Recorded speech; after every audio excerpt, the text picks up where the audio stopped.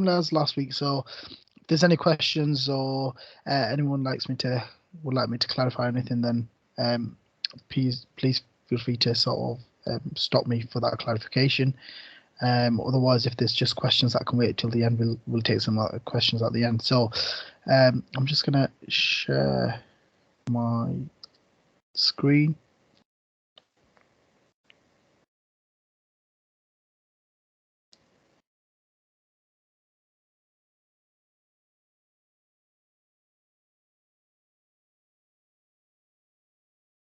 Okay, can everyone see the presentation? Can we get some response, please? Yeah. Excellent. So this is our second session. I'm glad to see hopefully people who attended last week are back, and we've got some new faces in this evening. The focus of this afternoon or this evening's session is to really talk a little bit about sort of therapeutic drug monitoring and to cover a little bit of acute heart failure.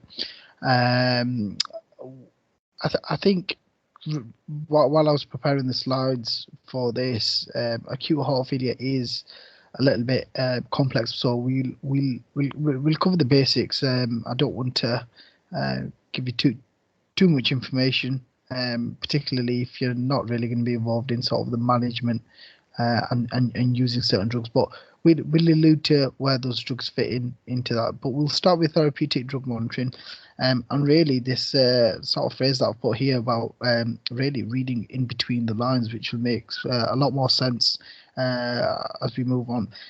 So I'm gauging this at a level that we really understand the basics of therapeutic drug monitoring, and the first few sort of slides are to confirm that. We'll try and keep it interactive. I'll ask you questions, and just in the interest of time, if you can just sort of participate and respond, that would be fantastic. So in terms of learning outcomes for the session today is really develop a better understanding for drugs with an adult therapeutic index, to improve your skills in interpreting drug levels, and from a heart failure perspective, to appreciate the pharmaceutical approach in the management of patients with acute heart failure. So before we sort of get into it, anyone like to just open up to the floor? Anyone like to just sort of give us a broad definition or share their understanding around what therapeutic drug monitoring is? Just as a broad definition.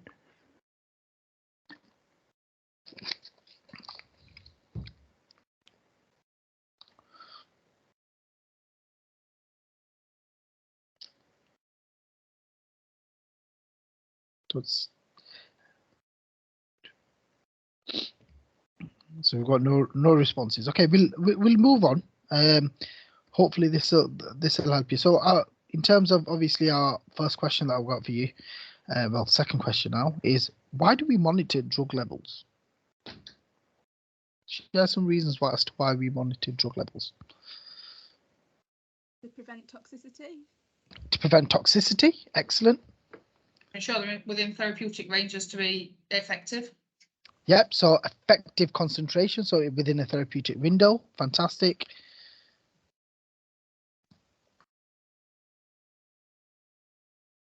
Any other reasons?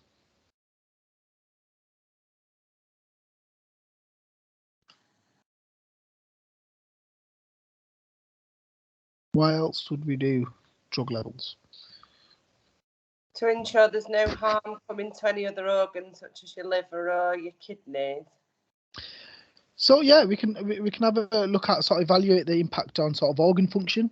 Fantastic. And going a little bit beyond that is it helps us assess any changes in biochemistry, clinical biochemistry, and it allows us to optimize the way we manage electrolyte disturbances, for example. Fantastic. Yeah, so I think we've got most of them. I've just got a few more here. So really around sort of optimization of drug regimens. It allows us to, even when patients are within a range, it allows us to titrate within that therapeutic window. So for example, again, we'll talk about it a little more as the session goes on, is we can have patients at a bottom end of a range, and actually in order to get the most out of a medication, it allows us to see if there's any room to optimize increased doses. Conversely, patients who are at the top end of the spectrum, even though they're technically within range, there may be scope to reduce their sort of dose or frequency as well. So optimize drug regimens, evaluate sort of an impact of drug interactions. We recognize this is going to be significant for drugs which can be toxic very quickly, and so on. So next question, again, just to keep it interactive, is what can we list as many drugs as we can which require what we call therapeutic drug monitoring? Any examples of drugs which in your practice that you've requested levels for? Digoxin. Digoxin, fantastic. Yeah. Warfarin. Vancomycin. There was another one in the background there, sorry. Warfarin. Warfarin, yeah. Warfarin's one, yeah. Alice has put in the chat. Ticaplanin. Ticaplanin, was there another one, sorry? Just in the chat. Gentamicin. Yeah, gentamicin. Any others? Sorry guys, I was talking over you all. Alice has popped in the chat epileptic drugs. Joe's popped in ticaplanin, and Alice has put in gentamicin. Fantastic. Do we have any examples of anti-epileptic drugs which we would monitor for?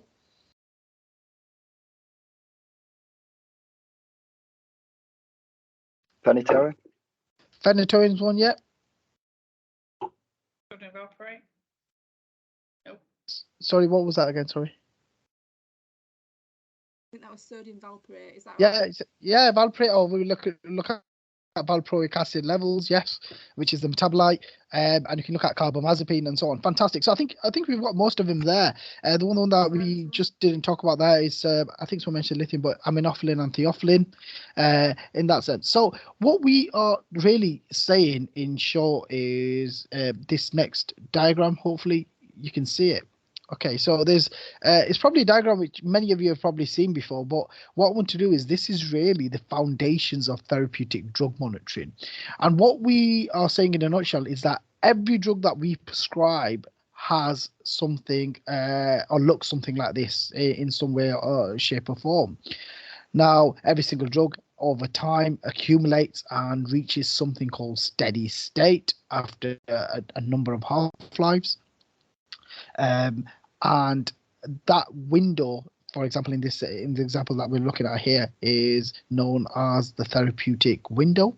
But what we say is there are certain drugs, those drugs which we have just alluded to just now in terms of what we take level for, which require drug levels, and that's because they have a narrow therapeutic window. So just to clarify, every single drug that we prescribe, every single drug that we use has a therapeutic window. Most of our drugs that we tend to use often have a window which is quite wide, and so on. Now, I think someone alluded to the fact that one of the reasons why we do drug levels is to prevent or confirm toxicity, which is absolutely the case. And when we do that, we are assessing whether drug levels are supratherapeutic. But what's also important to remember is that we also do drug levels to make sure they actually work or there is good efficacy. And what we do there is we ensure that drugs are actually not subtherapeutic or below the minimal sort of effective concentration that's required for a desired or clinical effect. Another thing to just bear in mind is that patients may be subtherapeutic from a clinical perspective, but may experience adverse effects. So just because they're not in a therapeutic window does not mean that actually they are immune from experiencing side effects of medications. As I alluded to in the last session, that any medication that's given has the potential to cause harm, has the potential to sort of for patients to develop side effects as well. So the reason why we do levels is to make sure that drugs, particularly those with a narrow therapeutic index, remain within this nice sort of neat window, and really to ensure that actually any fluctuations in their concentration doesn't result in those drugs being at a sub or supratherapeutic range. Just on this example that we've got in front of us here, if I was going to say to you, so if I was turned around and said to you, hi guys, we've got a patient who's coming on digoxin or is coming on this medication, can we please do a level? What would be the next question that you should be asking me? So if you were less familiar with the drug, or what we should be asking sort of your colleagues, what would be the next question when, or that you even ask yourself when you're asked to request a drug level? The timing of the last dose. Timing of the last dose, yep. So when did the last have last? Anything else as to anything about the drug specifically? The dose. Yeah, I could ask the dose. The way it's taken, like whether it's IV or oral, or So the route, yeah. I think what I'm alluding to more again, I mean, those are all plausible options, and certainly you do need to be asking that. Is generally when you are asked to take a drug level and you're unfamiliar with the drug, the first question you need to be asking is, how long does that drug take to reach steady state? So in this example that we've got in front of us, when would it be appropriate? After how many half-lives would it be appropriate to do, let's say, at the earliest a drug level? 4 days. Yeah, not so 4 days. It's half-lives. So 4 to 5 half-lives. So half-lives is obviously 50% reduction in plasma concentration, and sort of the duration it takes for that plasma concentration to fall by 50% or fall by half. And so what we're saying is, when patients have undergone the equivalent of 4 to 5 half-lives for this particular drug, we should be taking sort of our first drug level. And when we look at some of the drugs that we're going to discuss today, it should all fit nicely into sort of this explanation that I've given you, that actually the first thing that we should be determining is how quickly a drug reaches steady state. My next question really is around loading doses. Why do we give loading doses of any medication, whether it's a drug that's narrowtherapeutic or not? Why do we load patients on medications? To get them to steady state as quickly as possible. Fantastic, excellent. So one of the reasons why we give particularly IV therapy, parenteral therapy, is really to ensure patients reach steady state as soon as possible. Just for a moment, think about each examples in your own practice where you've loaded a patient on lithium, where you've loaded a patient, or lithium does right. Sorry, when you've loaded a patient on digoxin, or where you've loaded a patient on aminoflin, or if you've ever loaded a patient on amiodarone. The reason why we do this is so that patients reach steady state as soon as possible. And we're going to synonymize the term steady state as more or less the a clinically effective state. So this is the state that we want our patients to be maintained at in order to get that desired response. Obviously, there are one or two of the reasons why we go for parenteral therapy, IV loading, and so on. Really driven by the fact that patients may not be able to swallow. We need good bioavailability of a drug, so we want to avoid any first pass metabolism. So if you're giving it parenterally, but just focusing on loading doses specifically, the reason we load patients, as our colleague has just said, sorry, I can't see your name, but thank you for that, is really so that patients reach steady state as soon as possible. Hopefully that's, again, straightforward understanding. I'm sure many of you are familiar with that, but in case people are not, it's just a reminder as to where this comes in. So again, here I would look at sort of 5 half-lives before doing plasma drug levels as well. The thing that influences steady state is very much this pharmacokinetic paradigm. So if you look at, for example, in this example, it's a hypothetical case. Is what we're saying is very much that the rate of absorption, distribution, and partially metabolism has reached an equilibrium with the amount or the rate at which the drug is being excreted. Okay, so I'll say that again. So what we're saying is at steady state, the rate of absorption, distribution, and partially metabolism, some elements on metabolism, has reached an equilibrium at the rate of drug excretion. And really something to just ponder on that state, on the back of that statement, is that where we have patients who have changes in, first of all, renal function, hepatic metabolism, fluid changes in terms of hydration, where we are going to see a change in how they firstly handle those medications, but secondly, how those parameters influence steady state. And from a clinical practice perspective, this is what we do on a day-to-day basis. We estimate and we guesstimate response to changes in patients' hydration. What impact is that going to have on medication and so on? So if you think about your patients who have an AKI, who have renal impairment, the risk is accumulation of medications, of course. And what we're saying is these patients risk being toxic because there's now an imbalance in this absorption, distribution, metabolism, and excretion sort of paradigm as well. So if you're less familiar with sort of the terms that I've just mentioned around these pharmacokinetic, they are complex. We do it every day. We probably are less aware of doing it, but they certainly influence how as to how stable a drug remains at steady state. Okay. Moving on, next question. I think we've alluded to it very short, earlier on in terms of what should we consider when we actually interpret levels. So when drug levels come back, we see them on our sort of electronic systems. What other things should we be mindful of? What would avoid any sort of false positive and negative results? What other considerations would you take? So we alluded to something about looking at when the last dose was taken. That's about actually taking the level. But when it comes to interpreting that level, how would that affect our decision making?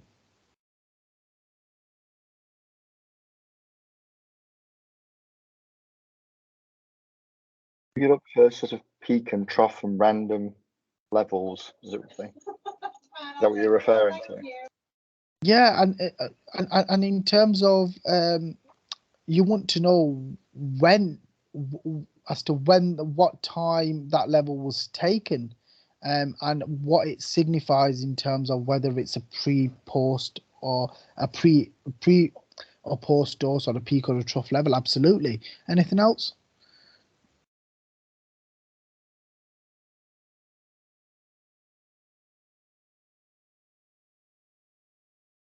It's a bit of a tricky one, but obviously it's an important point because this is what we get back. This is we've taken the drug levels. That's probably the easy bit.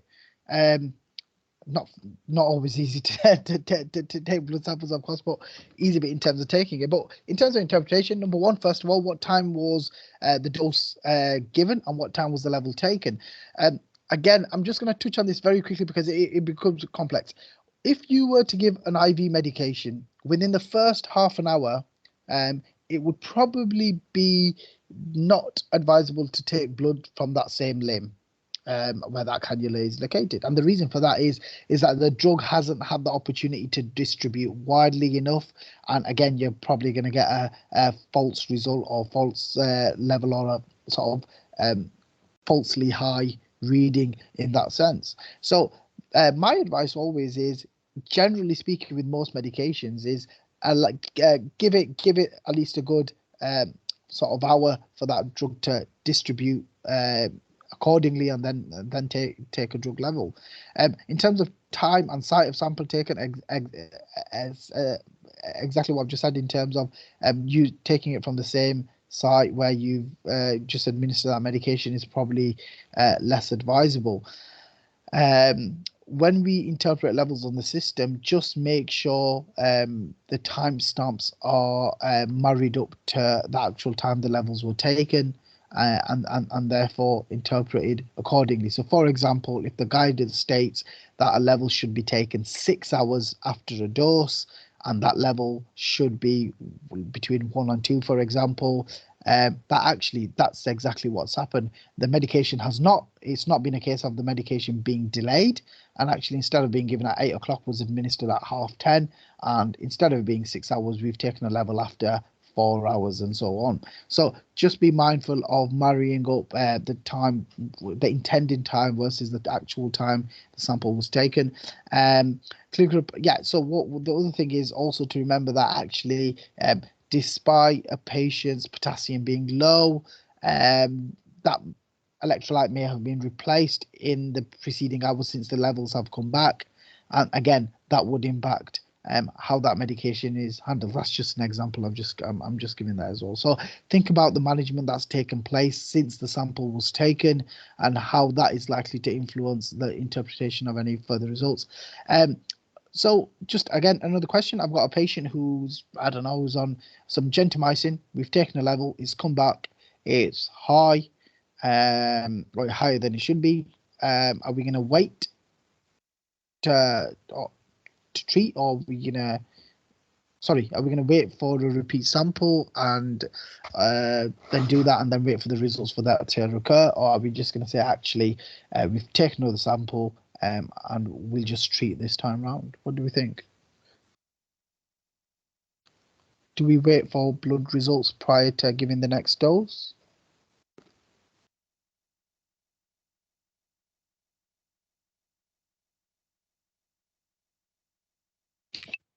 You need to make sure it's done at the right time, as you alluded to on the last slide, and then make a decision from there. So for example, if I if a level, if for example I know that today is the day that we're doing the level, we're supposed to do a level at 5 o'clock. Would we take that level and advise our nursing staff to administer the medication and then interpret that level a few hours later, or would you wait for that level to come back? Depends on the consequence. So if the consequence of giving the drug is beneficial, then you would still give it. But if it was going to put somebody at risk, then you wouldn't. If it was going to cause toxicity, you'd leave it then, wouldn't you? Yeah, I mean, I agree to some degree with that, and that's a good point what you're saying. So it's very much an individualized decision. Absolutely. I think the one thing that I would just like to add to that is that it very much depends on the trend. So if I've got a patient who is, for example, a stage 2 AKI, I know the renal function is deteriorating, they're on gentamicin, and I anticipate that this patient is sort of the kidney function is becoming worse, then I know that actually I can predict that they're probably going to retain the drug a little bit longer.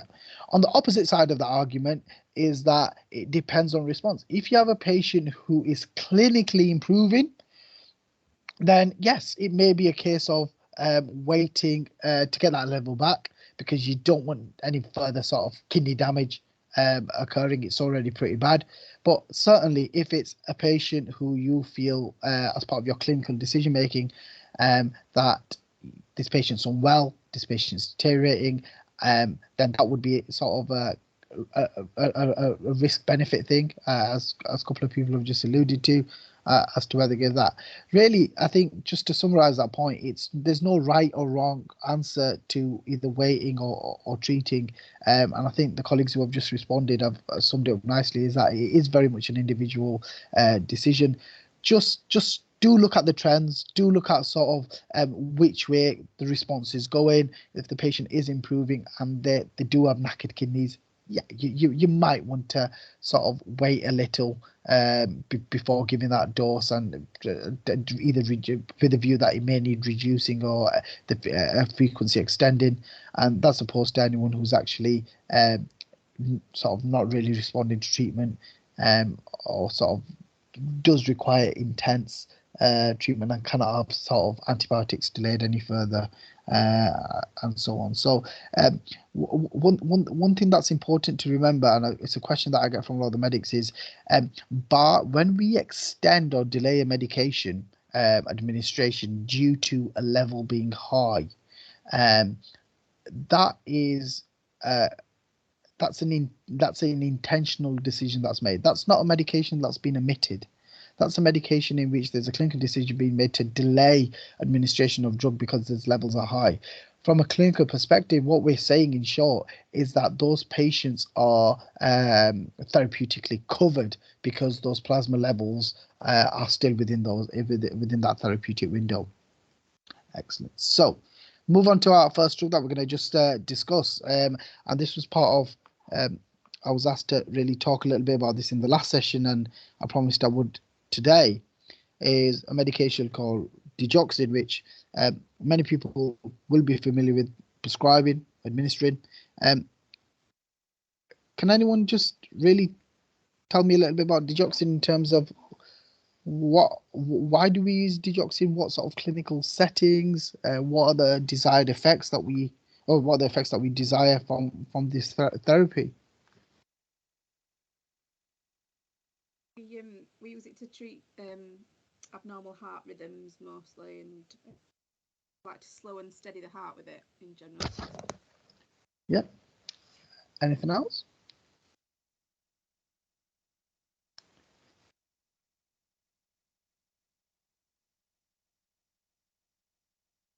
Okay. Talk about that a little. Sorry, I think there's use it in AF when somebody's in heart failure. So yeah, fantastic. Yeah, cardiac glycoside. Yeah, good. So, does anyone want to have a go at explaining this this diagram at all?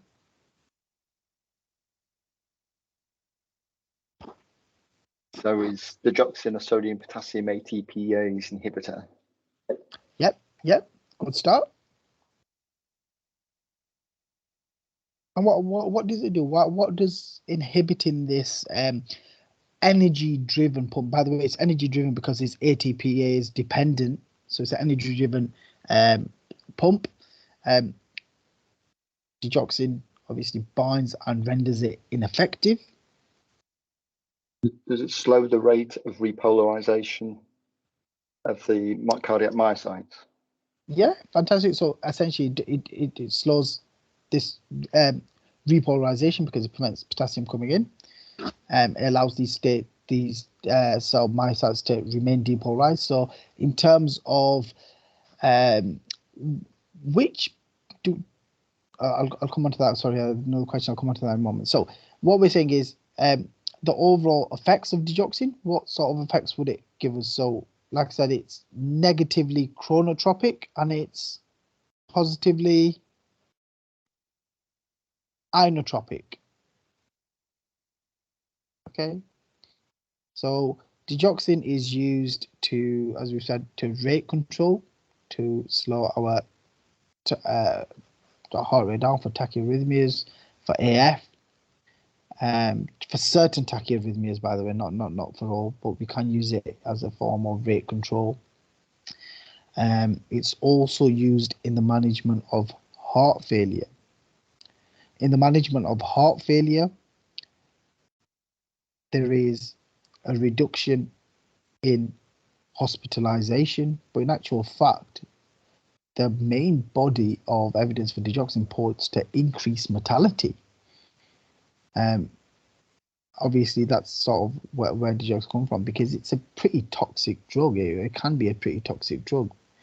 So despite the reason why we use it in the heart failure is really to reduce the main burden on heart failure of hospitalization, quality of life, and sort of readmissions to secondary care. And digoxin does its part in that. It has no prognostic benefit in survival or mortality, but we'll look at that a little bit more when we look at the heart failure slides. In short, this diagram is very much, if you remember from our last session here, there's this pump. So we'll go through it together. Don't know if I can move, if you can see my cursor or not. So what I'll do it, and if you can see it, then that's great. So we've got the sodium potassium pump. It's very much energy dependent. So in the normal state, we've got potassium coming into the cell, and we've got sodium here trying to get out of the cell, and this is via a energy dependent pump. Digoxin binds to the external portion of this pump. It actually binds to the site of where potassium enters. I'll explain the significance of that in a moment. Because this inhibition of digoxin renders this pump ineffective, it essentially means that this sodium is not escaping this cell. Okay, so we have a good amount of sodium concentration within the cell because this pump is not working, because digoxin is bound to it. Now that we've got a good amount of sodium within the cell, this exchanger on the left hand side, by the way, this one is a passive exchanger, so it doesn't require energy. It's dependent on a concentration gradient. So what we're saying is this yellow exchanger on the left hand side looks at the cell and says, actually, we've got a decent amount of sodium within the cell. So I don't need to send calcium out and bring more sodium in because there's already enough sodium within that cell. By doing that, it maintains calcium concentration within the cardiomyocyte on the left hand side here. And therefore, as we've alluded to last week, calcium is the squeeze, its contractility, and it allows for an increased inotropic effect. Okay, so just to summarize that, inhibition of the sodium potassium pump causes this other exchanger to become passive exchanger to become inactive, therefore increasing the amount of calcium concentration within a cardiomyocyte. The more calcium concentration that there is within a cardiomyocyte, the stronger the force of contraction, and arguably to a certain degree, possibly the length of contraction as well. So that's how digoxin works.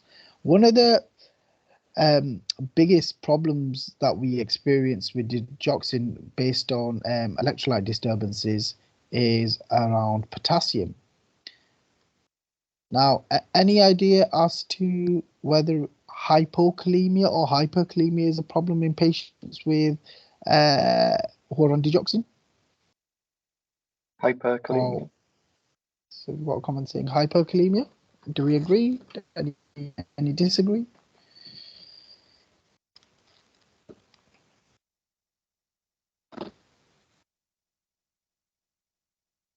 So I'm going to try and explain this in a as clear way as possible. It does get really, like I said, but it's not face to face. It does get a little bit complex, but we will try.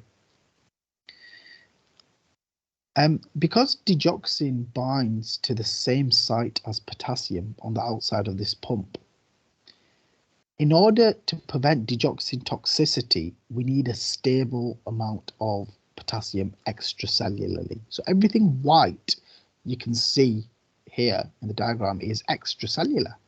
And one thing you'll notice is when you do your blood levels, so when you request bloods and you request a potassium level, you take that sample from the plasma, which is outside the cell, which is extracellular.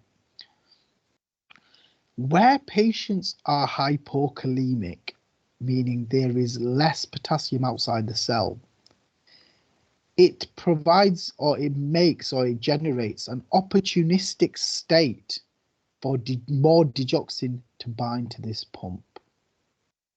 So what we're saying is, let's say we had less potassium on this outside of the cell, that's provided an opportunity for more digoxin to bind to the sodium potassium pump.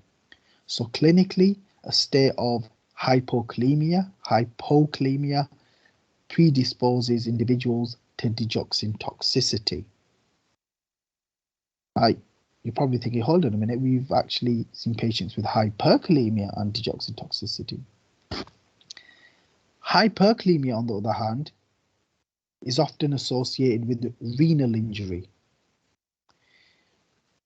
What you often see in patients who are digoxin toxic and hyperkalemic is that hyperkalemia confirms AKI or allows for the confirmation of AKI, and as a result of AKI, there's a risk of digoxin accumulating. So the digoxin toxicity that is seen in hyperkalemia is a result of accumulation in a patient who has AKI and a picture of hyperkalemia. The digoxin toxicity that you see in patients with hypokalemia, low potassium, is because there is more opportunistic binding of digoxin to the pump. Hope that's sort of clear enough to understand. So clinically, we may see patients who are both dig-toxic, hypokalemic, and hyperkalemic. If it's hypokalemic, then we need to obviously resolve that and hope that by patient becoming normal bulimic, that would sort of reverse the toxicity.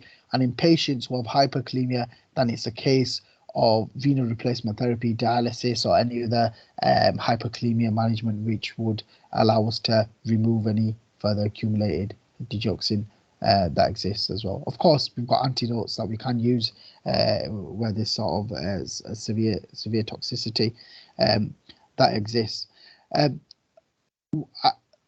I mentioned to you before about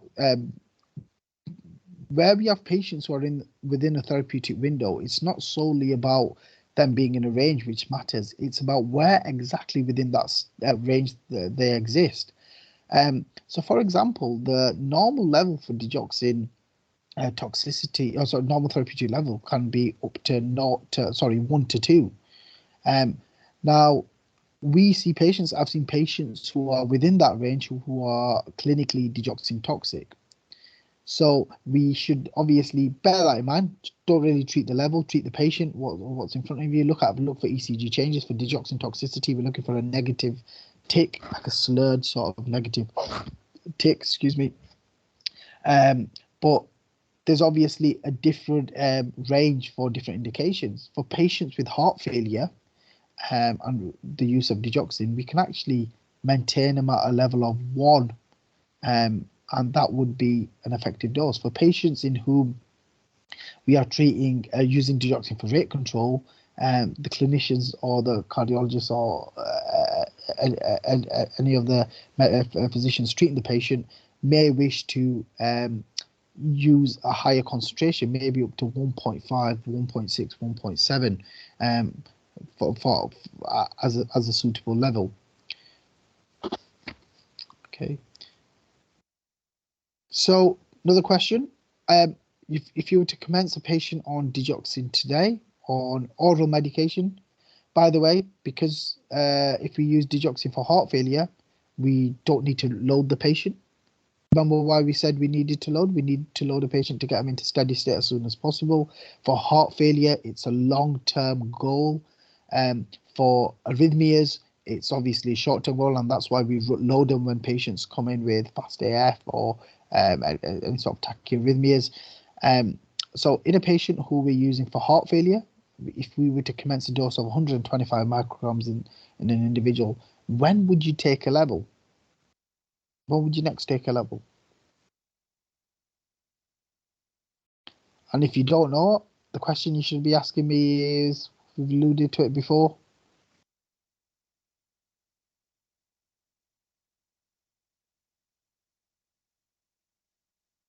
So you should be asking, for example, Sakhalin, how long does digoxin take to reach steady state?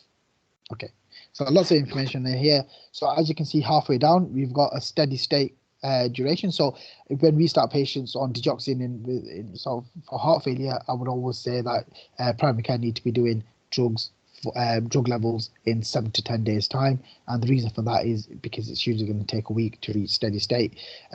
We used to get a lot of pushback from primary care doing bloods, U's and E's, and defining them as routine U's and E's.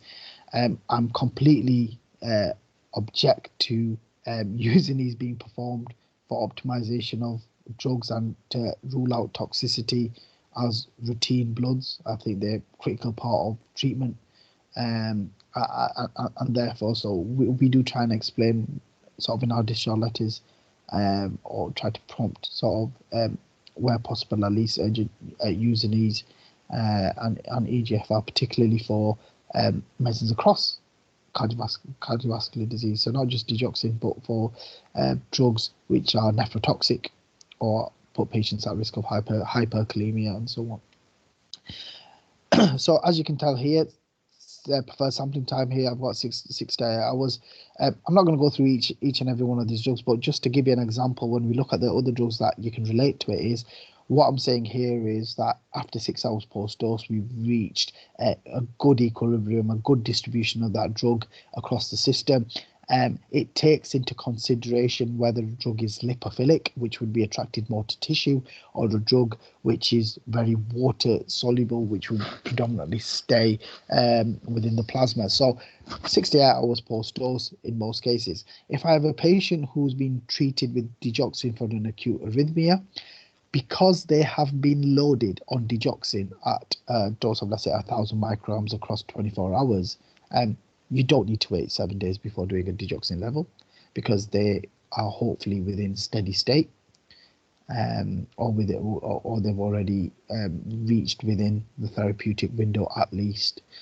So what I tend to advise in patients who have been loaded on digoxin is to wait possibly 24 hours, at least put them on a maintenance dose, 24 to about 48 hours after they've had their loading, to consider doing a level. And that level at that point, by the way, is really to rule out any excess amounts of drug, any toxicity, and so on. So everything's on there. Hopefully that slide makes sense. I'll put that diagram in there as well. The next drug I would just want to very quickly talk about is lithium.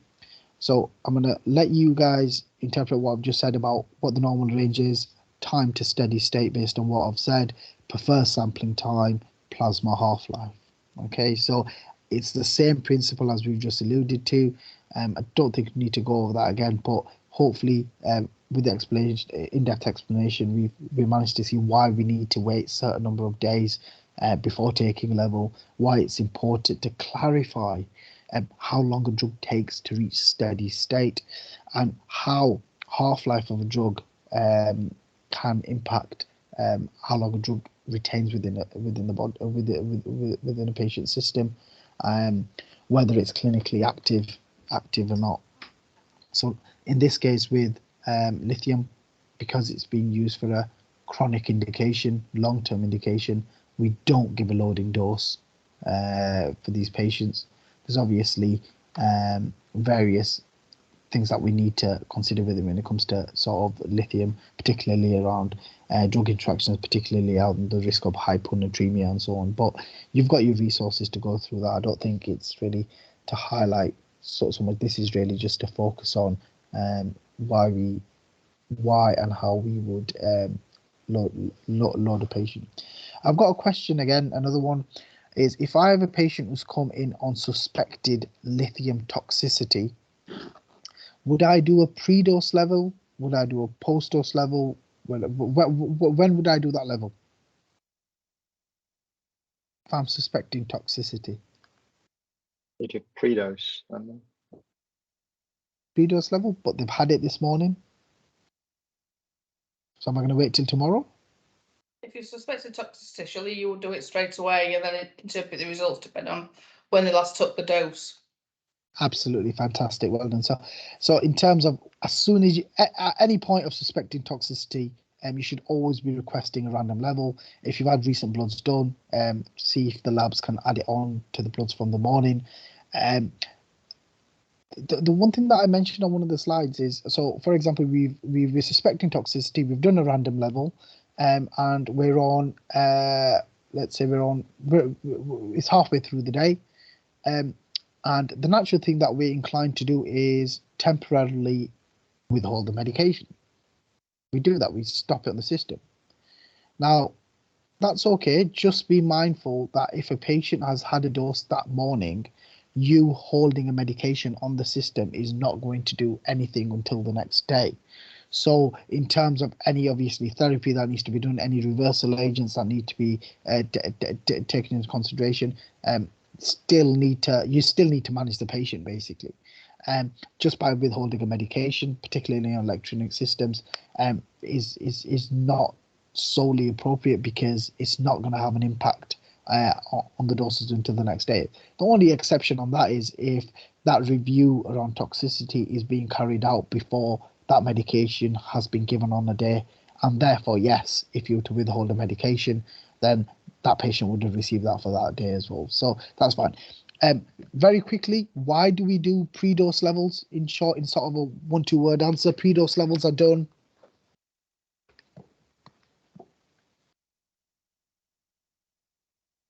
And on the opposite side, why do we do post-dose levels? We've heard this phrase, we've seen it in the guidelines, do a pre-dose level, do a post-dose level. So I'm just going to, again, try and summarize it for you. So whenever you see guidance around doing pre-dose levels are done to ensure that a drug is excreted or there's renal excretion that's taken place. Okay, pre-dose levels are done to allow for the next administration to occur because a drug has been cleared. Anytime you see a pre-dose level requested, it's around clearance of the previous dose. Post-dose levels, so sometimes we do post-dose levels for antibiotics and so on, and post-dose levels are done to confirm efficacy. Okay, to ensure that the peaks are within range, first of all, but certain drugs require what we say concentration dependent killing when it comes to antibiotics, or concentration dependent efficacy, and that's why we usually request peaks post-dose. So when we do our digoxin, what we're saying is that the peak at 6 hours, the peak of that concentration is reached at 6 hours, and then it's a downward trend usually beyond that. So post-dose levels are done for efficacy and confirming peaks. Pre-dose levels are done for clearance of a drug and to allow administration of the next dose. Yeah, I've put this on. I mean, we're on a virtual, but I don't really want to go into this. This was something that happened recently, but I've put it on there if anyone wants to go away and have a read as to what happened. This was lithium preparations. So yeah, feel free to go away and have a look into that.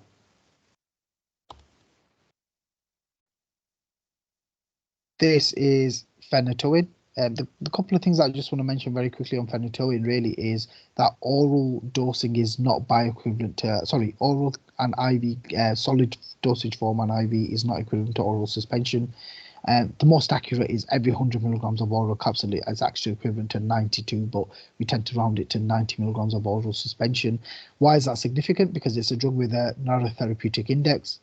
So if you had a patient on 300 milligrams of phenytoin, that would not be 300 milligrams of oral suspension, that would be 270 milligrams of oral suspension.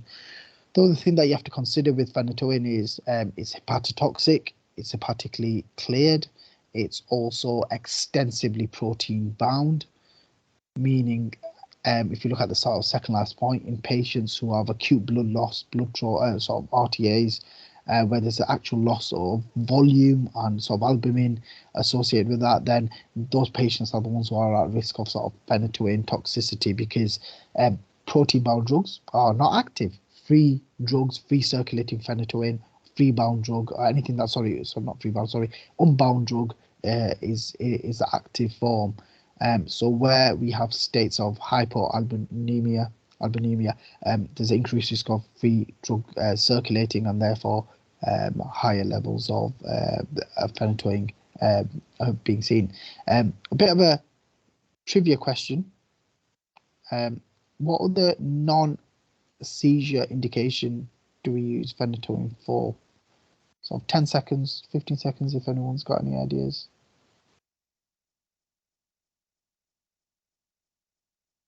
Okay, so phenytoin, believe it or not, if you look at the method of administration, a couple of concerns there. Phenytoin is actually an antiarrhythmic. It's an old school. I'm going to say it now, so some of you will be familiar with it. It's a class 1B sodium channel blocker. It's a old school antiarrhythmic. We don't use that conventionally, but you can guess what all the side effects, the contraindications, and monitoring requirements are going to be when it comes to sort of toxicity of phenytoin. So again, something just to be mindful of. And the last one I just want to very quickly just talk about is theophylline and aminophylline. We tend to load patients only if they've not been treated with theophylline. What's the reason for that? So what we say talk about here, by the way, is aminophylline loading. So we only give aminophylline loading in patients who have not been treated with theophylline.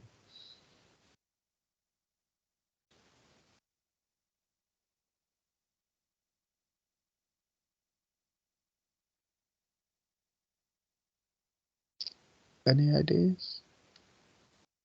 Sorry, I missed the question. Sorry, Shah. Can you just repeat the question?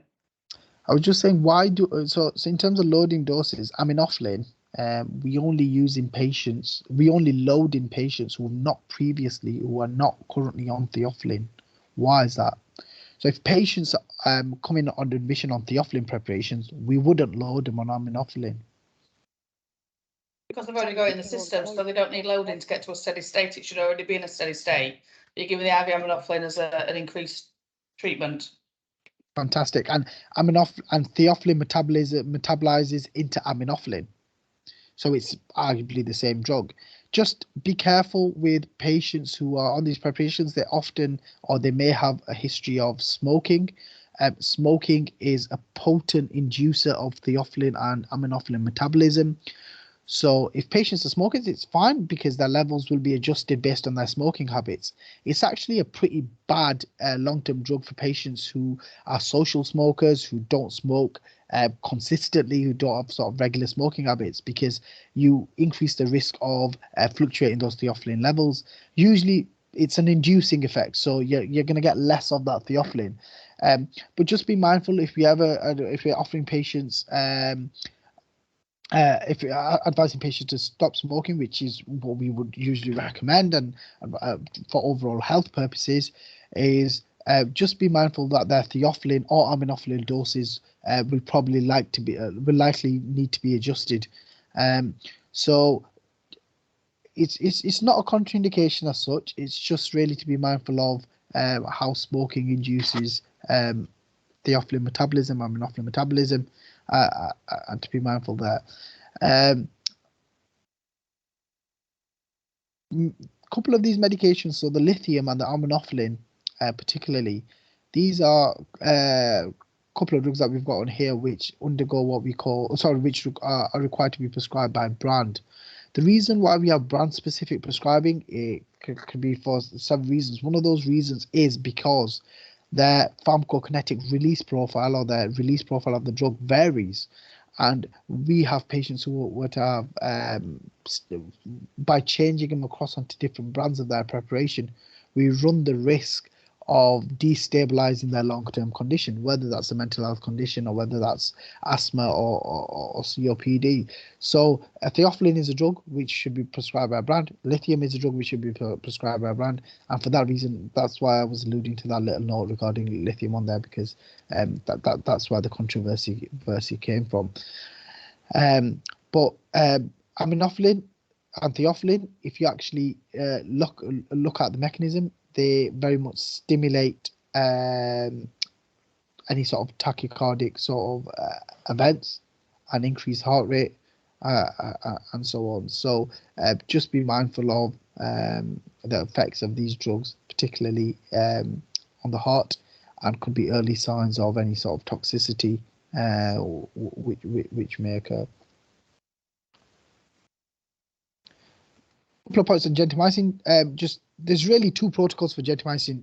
So if you're commencing a patient on gentamicin, you're clarifying first of all, is it a high dose protocol in which Hartford gentamicin nomogram is used, or is it a conventional dose gentamicin? I've put it on the slide. I'll let you lead it. Really, that top protocol is not used for those patients. I've just written in that last point as well. This regime that we use here is a 7 mg per kilo regimen, and where patients remain toxic after a 24-hour period, it may be that frequency may need to be extended over up to a 36 or 48-hour period, depending on where they fall on that graph. What I tend to see a lot more is conventional dose of gentamicin.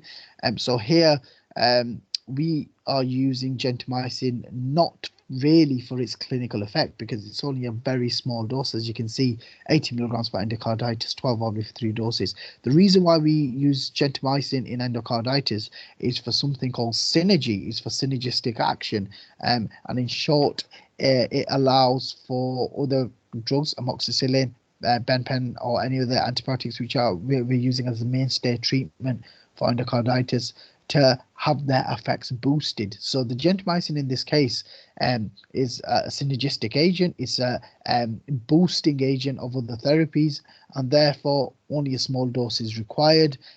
But nevertheless, there is a case of ensuring that the patients are not having any intrinsic renal injury, which gentamicin can cause, and doing those levels on there. We use it for surgical prophylaxis, mainly sort of for pacemaker prophylaxis insertion. For patients who have AKI, again, we tend to go for 80 milligram dose, and rather than the higher 120 milligram dose as well. Just be mindful, if you're ever in a situation where you have a patient who has a renal injury and you're not entirely sure about the dose to give, with most agents, probably with the exception of maybe gentamicin, because they actually cause intrarenal, they can cause intrarenal damage. Any other medication, so it could be low molecular weight heparins or anything else. If you've not got renal function back, don't worry too much about it. Give a dose. The risk of reducing, the reason why we reduce in patients with renal impairment is due to the risk of accumulation, but we can address that once the bloods are back later on. So if you're umming and ahhing as to whether to start a dose, a full dose on a patient, my advice really is to in most cases allow that decision to proceed, because it's not the first dose which is problematic, it's the cumulative doses that follow after that, in which we need to take renal function into consideration a lot more. Just conscious of time. So here, this is our sort of endocarditis. So as you can see here, our pre-dose level, this is a great example of when a pre-dose level is taken to confirm a clearance of a drug, and a post-dose level is done to assess the peak and efficacy of a medication. Vancomycin, just a very quick, there's a lot of confusion often over vancomycin and gentamicin. Vancomycin does have MRSA cover. The easiest way I tend to remember it is gentamicin. The first three letters of gentamicin are GEN. So whilst they both cover gram-positive, gentamicin also covers negative. GEN backwards is negative, neg. So gentamicin does have some negative cover in there as well. Vancomycin is just positive. What we look for here is we don't want vancomycin to be completely eliminated, so we look for a trough concentration, depending on sort of the indication. So again, for endocarditis, we tend to go for a higher trough concentration. We're not so concerned about the peak in this case, but of course, if there's renal impairment, then the overall dose may need to be reviewed on that. And just very quickly, just 5 minutes on heart failure that I just went to. Like I said, it is quite a bit of it's a tricky topic to navigate. And essentially, what we in order to sort of understand the management of heart failure predominantly, what we need to sort of appreciate is heart failure in general.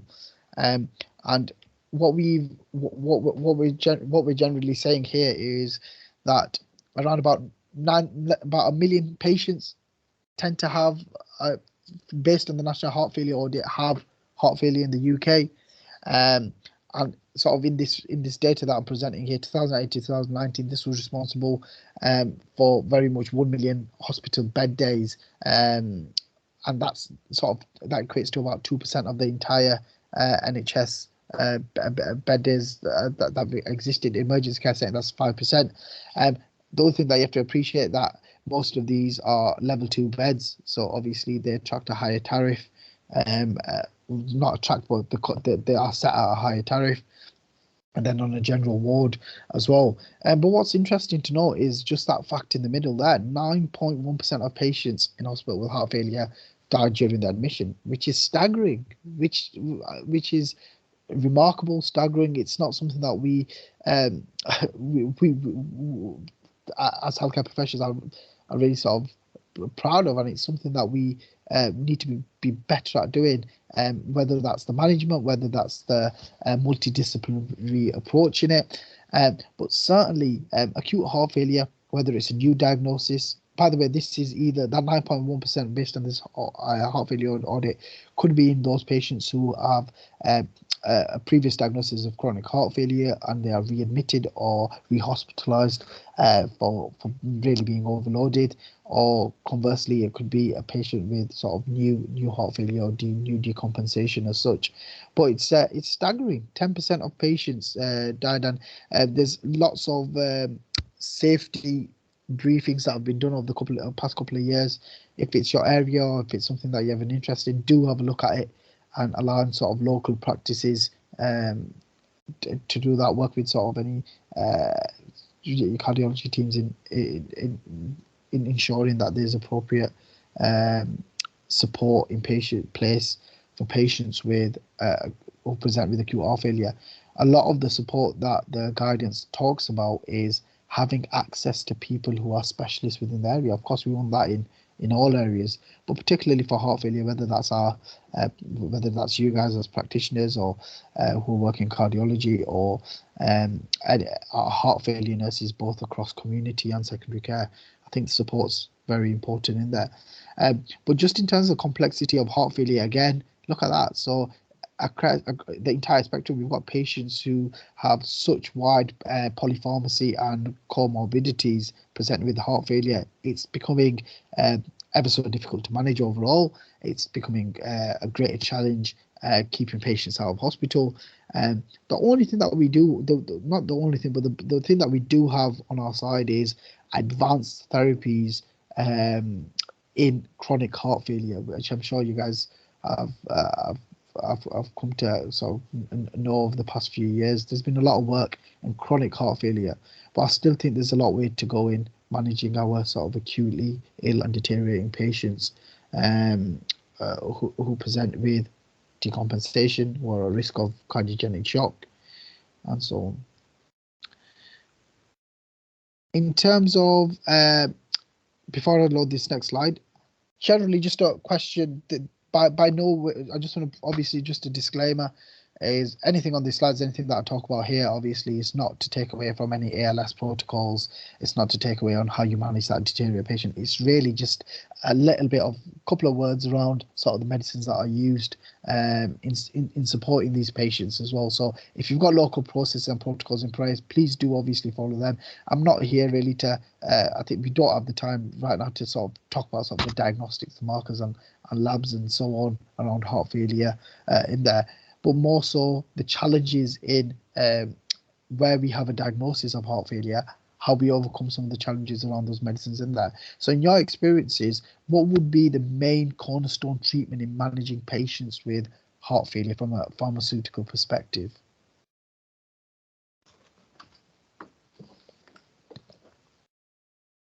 Diuretics.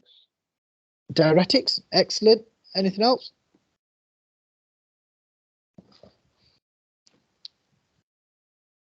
ACE inhibitors. Yeah, more for chronic, less so for acute, particularly if they've got blood pressure issues. Beta blockers. Again, you've just got to be careful in acute settings. You can use them, but you just have to be a little bit careful because, again, if there's poor cardiac output, you're going to compromise that further.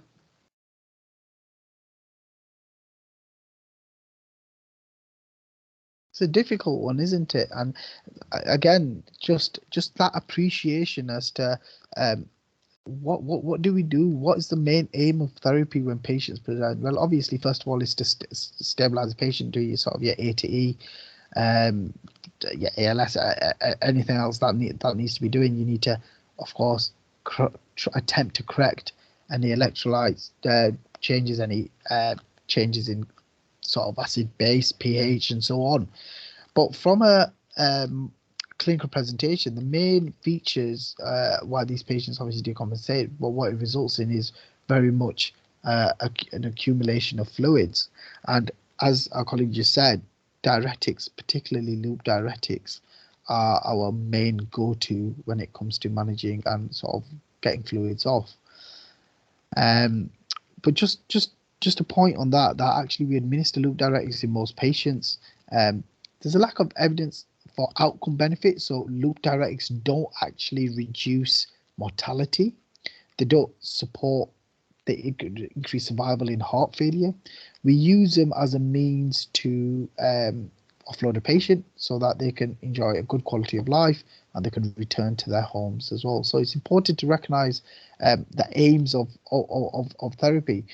And I think on that point, it's ever so important to make sure that when patients are discharged and we've appropriately put social address any social needs and they are appropriately medically fit for discharge, is that there's a good community team that they are being discharged to.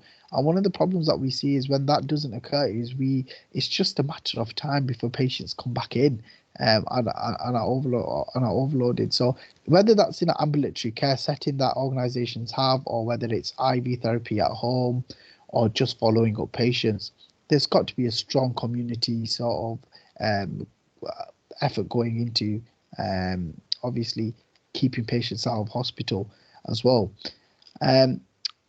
One thing that I often get queries about is really around this principle of diuretics not working. So we're trying to offload a patient, but diuretics are less effective.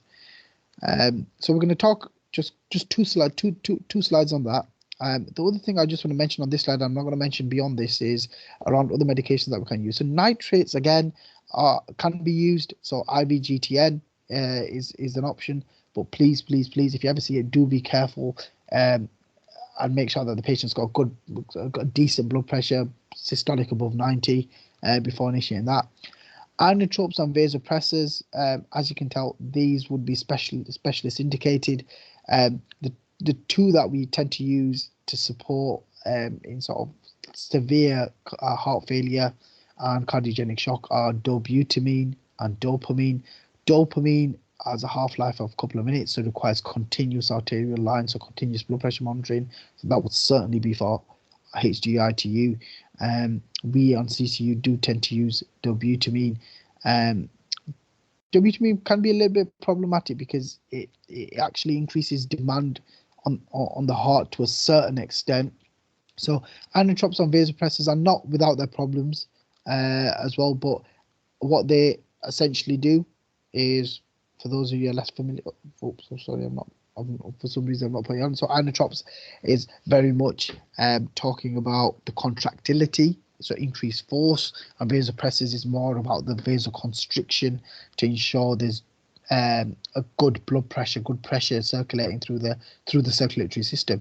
That, of course, is at the compromise that actually, if you vasoconstrict, you could potentially reduce organ perfusion to a certain degree, and that could lead to other complications as well. But again, it's just to highlight these drugs will be used in patients who deteriorate, present acutely, and so on. Just want to focus on this sort of diuretic business here. So hopefully that diagram is self-explanatory on there. Where we use loop diuretics, we use loop diuretics on the loop of Henle. They are our main sort of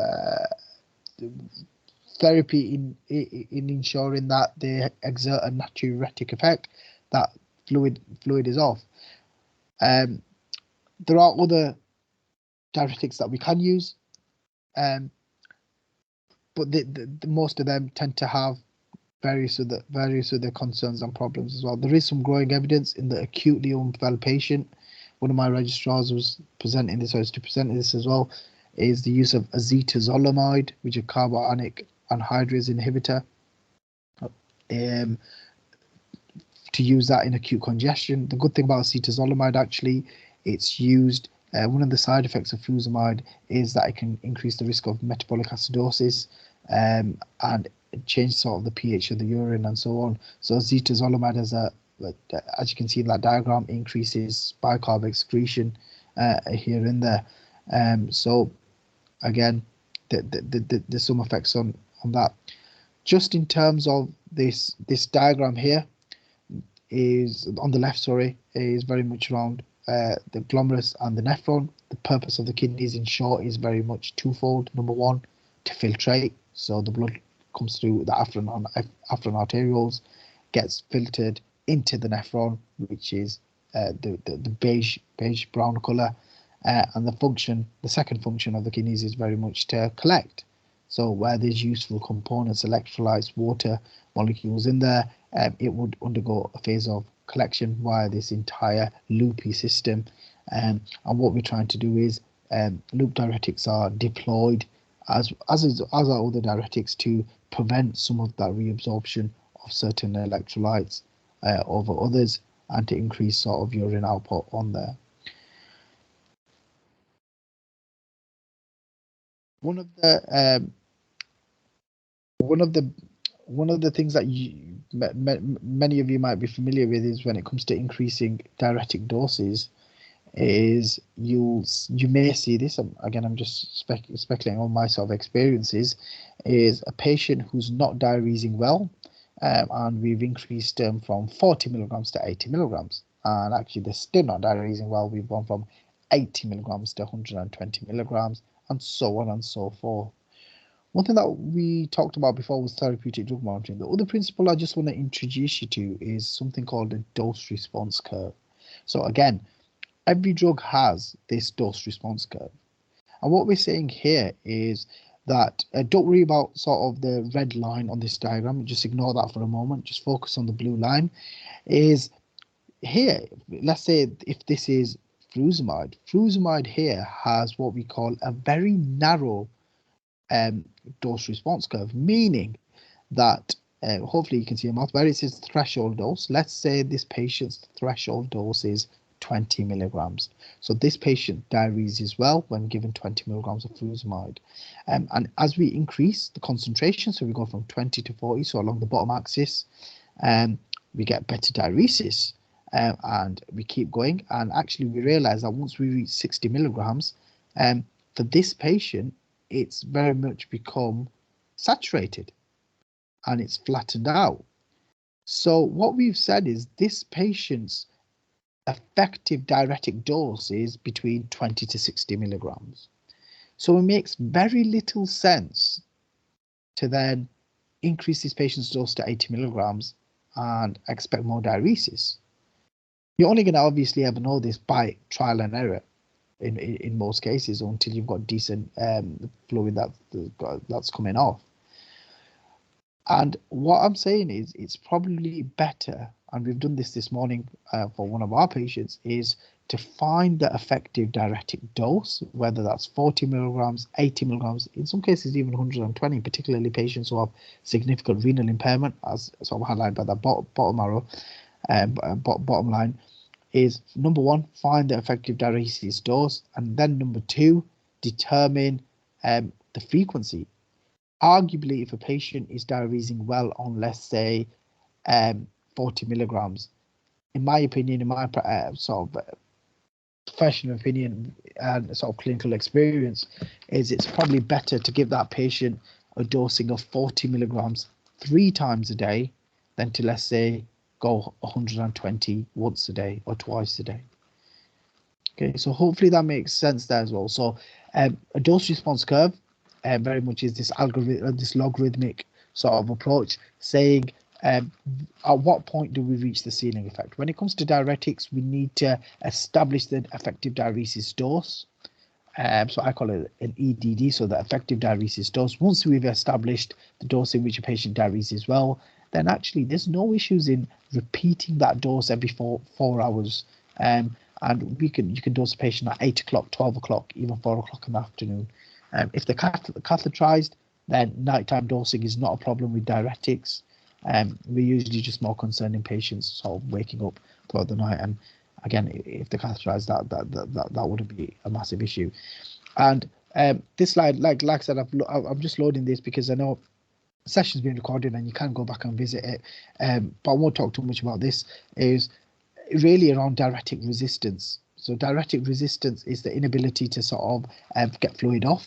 And these are various mechanisms listed on the right hand side as to why that may occur. So I think I'm going to leave it there. We started a little bit late, but I have gone over. And I'll just take some questions if there's any.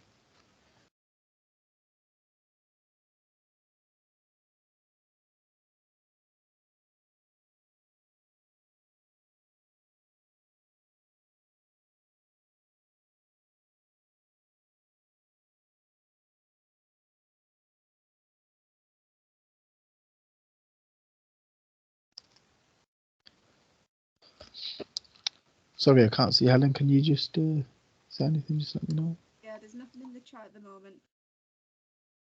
Just wanted to thank you really, because it was really helpful when you were talking about the starting like Clexanes and stuff without any blood results. Mm. You often have to prescribe blindly, so that.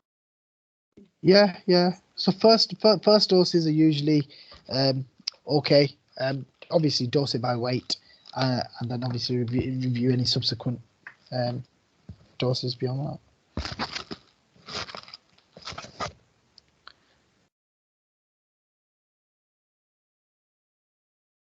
I don't think there's